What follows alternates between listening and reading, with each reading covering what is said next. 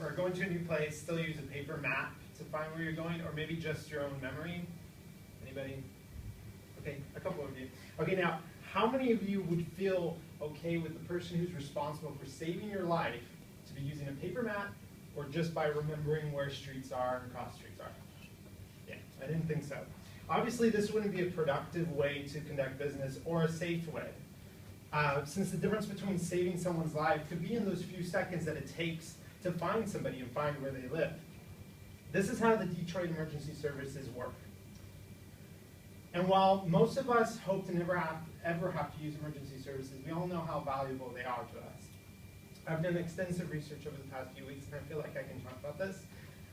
So Detroit needs significant reform to their emergency protocol and their firefighting services.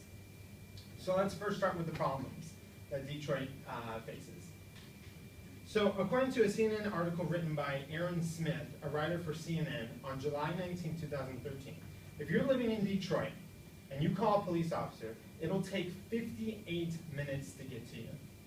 That's a whopping 5 times more than the response times here in Los Angeles or in similar cities of that size. So to make you feel better, Detroit should have well-lit streets, right, to decrease crime?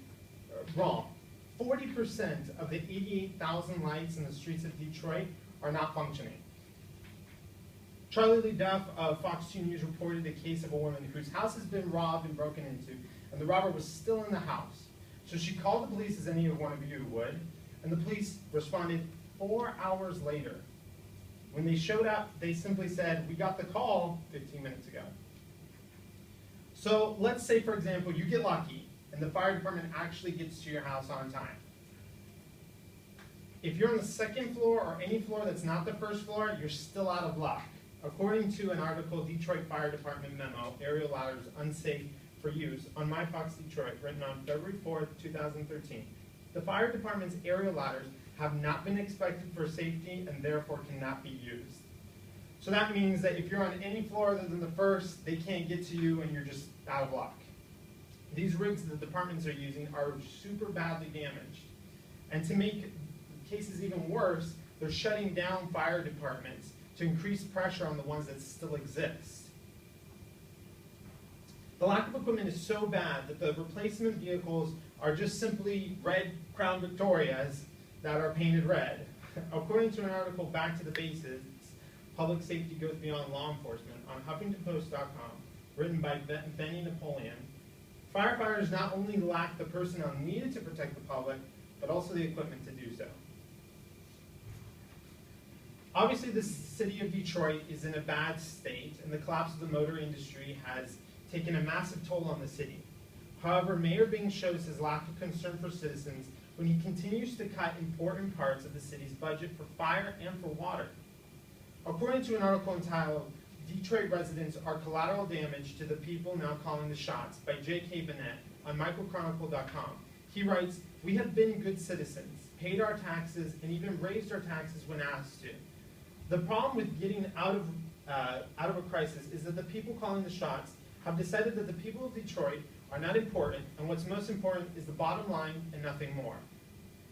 Budget cuts are obviously a harsh reality for cities like Detroit and Los Angeles, but where do we cross the line into endangering the people of Detroit? So with a completely understaffed fire department, no equipment, and now recently a sudden outbreak of arson fires, how will the mayor respond? According to an article entitled, "Detroit Fire Department Faces Layoffs, Mayor Calls for 18% Force Reduction," Detroit Mayor has called for more layoffs. This time he's laying off 18% of the force.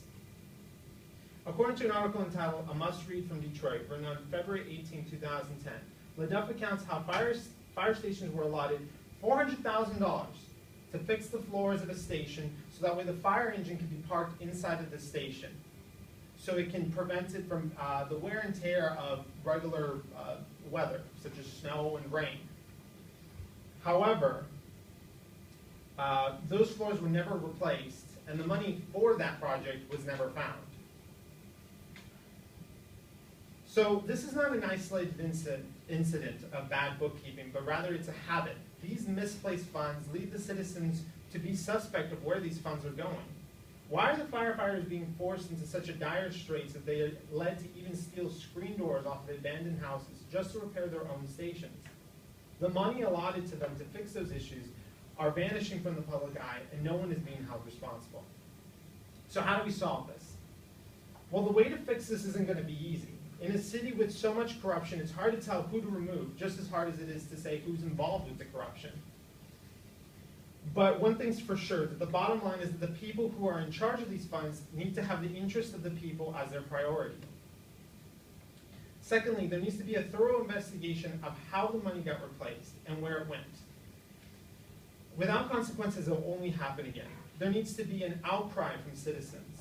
This knowledge of neglect needs to get out to not just the people of Detroit, but to other cities. So you may be asking, how does this affect me, and how can I help? Well, you and I can help out by sharing the story with family and friends.